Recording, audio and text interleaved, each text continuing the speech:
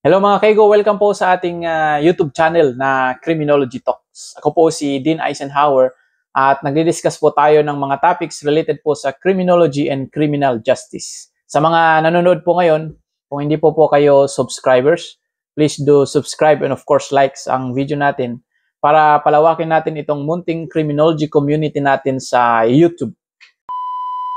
Mga kaigo, kung meron man kayong kopya regarding po doon sa Table of Specification, lalo na yung TOS 2024, at hindi nyo pa po maintindihan kung ano ang nilalaman, ano ang konsepto, ipapaliwanag po natin sa video na ito. Doon po sa mga nagtatanong pa rin kung saan ma-download or saan makakuha ng kopya, uploaded na po yan sa PRC website. Meron na po tayong ginawang video dyan. Okay, visit niyo na lang yung channel natin. Andun na, yan po yung latest video natin kung paano i-download kasi andun na po sa PRC website. Specifically doon po sa PRB for Criminology. So, paano nga ba intindihin ang CLE TOS 2024? Okay, so ito po yung mga dapat ninyong malaman para alamin ninyo kung paano i-apply itong TOS. Okay, so ang mauna nga po mga kaigo is yung percentage weight per subject. So ito po yung mukha ng table of specification. Okay? So kunin muna natin po yung subject na crime detection and investigation or CDI. Okay? Doon po sa TOS mga kaigo, ang tawag po diyan sa mga, kasi ang tawag natin area. There are 6 areas in criminology board exam. Pero sa TOS, tinawag po ito na subject. So pag sinawag kong subject, ibig sabihin yung area na. Okay? Ngayon, ang tatandaan niyo yung percentage weight per subject, dito nyo po yan, ito po yan. Okay? So, ang CDI, kukunin natin example, ang CDI is 20%. Ibig po sabihin, yung performance mo sa CDI, 20% lang po yon out of 100%. Okay? Para maintindihan nyo kung ano ito, ito po yung 6 subjects, which is kilala natin at 6 areas. Andito po yung criminal law and jurisprudence, 20%. LEA, 15%. Forensic Sciences, parehas po sa LEA, 15%. Criminal Detection and Investigation, 20%. Criminology, 20%. And Correctional Administration, 10%. Okay? Kapag inad nyo po kasi yan, mga kaigo, 100% yan. So, ibig sabihin dito po, yung percentage weight per subject, dito po nyo makikita sa taas. So, andun yung subject, andun yung weight, para alam niyo po yung idea kung ilan per subject. So, ang pinakamataas, ito nga, yung criminal law, jurisprudence, criminal detection, and criminology. Yung 15% naman, law enforcement, forensic sciences, correctional administration, 10%.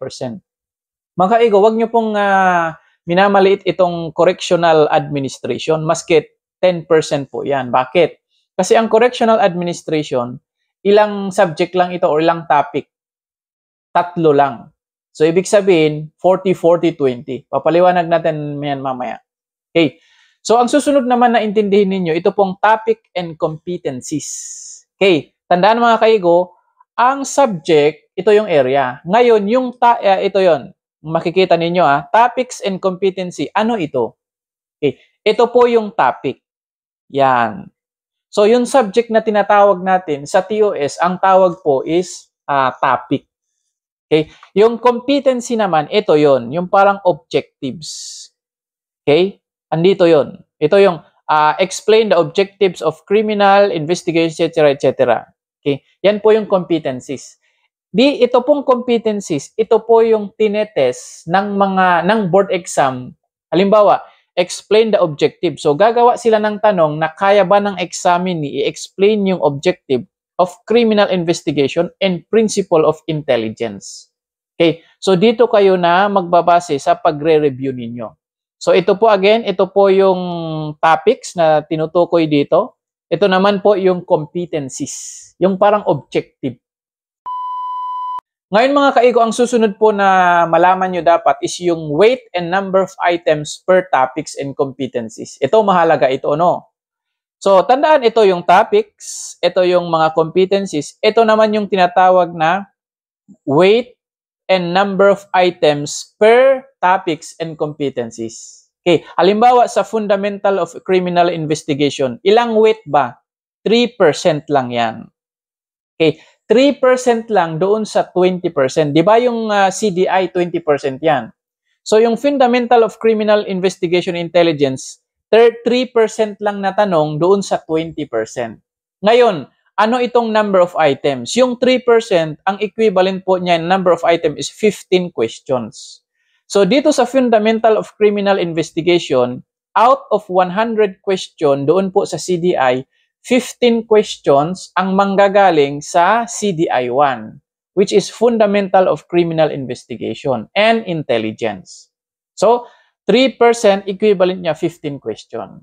Ngayon naman, ano naman yung weight and number of items doon sa competencies? So, ito yung mga competencies, ano? Ito yon, ito, yan. Okay?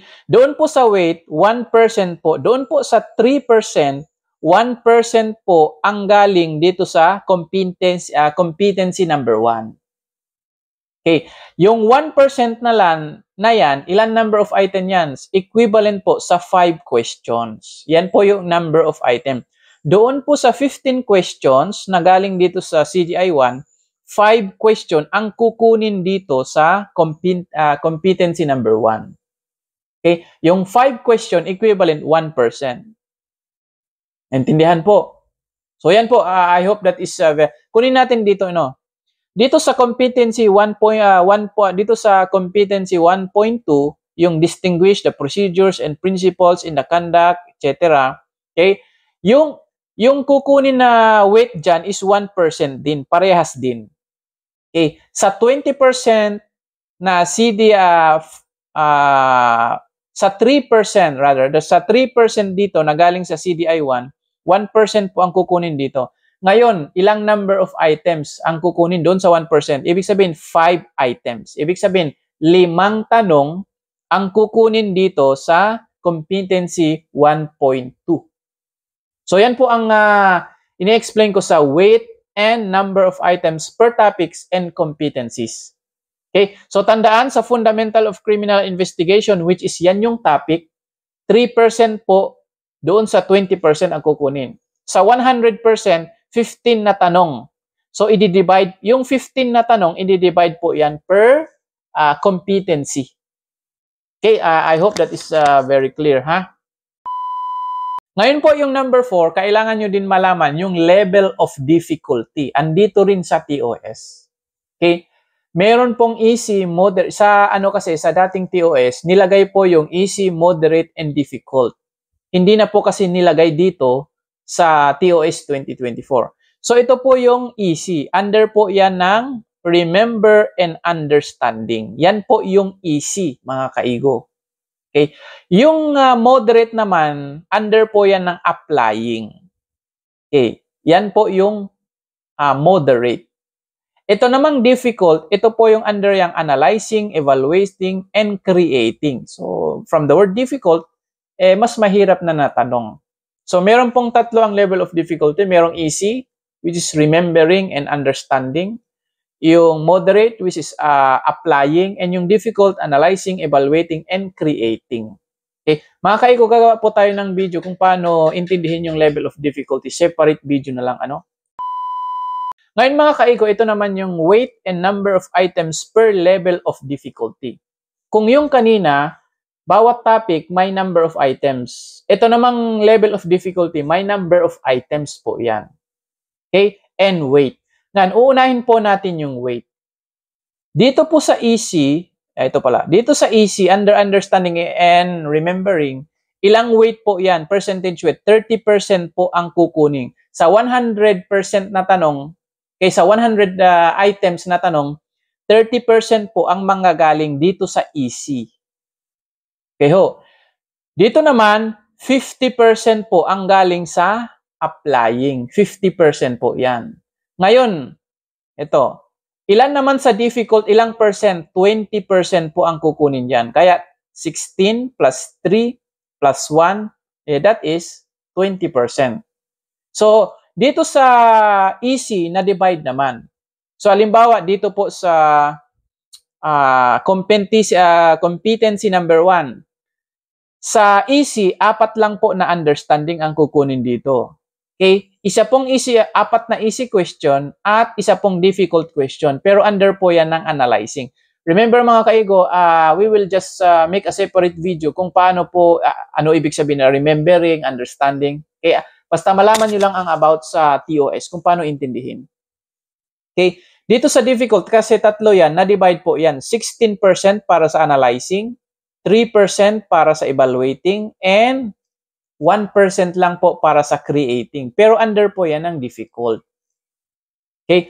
Now, number of items naman per level of difficulty. Now, sa competency 1.1, ito po, okay, ilang number of items para sa easy? 4 question. Okay? Ilan naman ang items para sa difficult? 1 lang. So, meron po yan na divide po yan. Na divide po yan per level of difficulty. Okay? So, I hope clear po ang lahat. Kung may tanong, just comment na lang dyan sa baba. So, yan po ang mga dapat intindihin ninyo sa TOS 2024.